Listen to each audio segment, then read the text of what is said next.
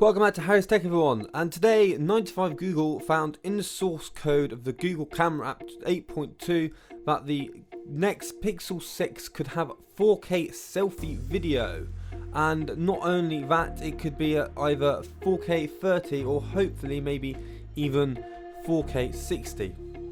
Now for this to happen, Google needs to upgrade the front sensor. And if they're upgrading the selfie sensor, then they're most likely going to be upgrading the back camera or the main camera.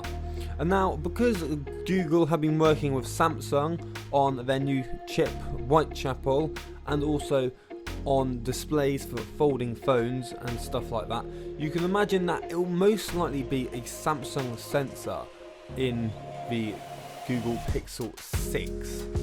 And now along with that, here we have is a picture of a mock-up of a center punch hole provided by 9to5 Google, and it just looks very nice. It looks like another Samsung phone, again also meaning that it will most likely be a Samsung camera sensor.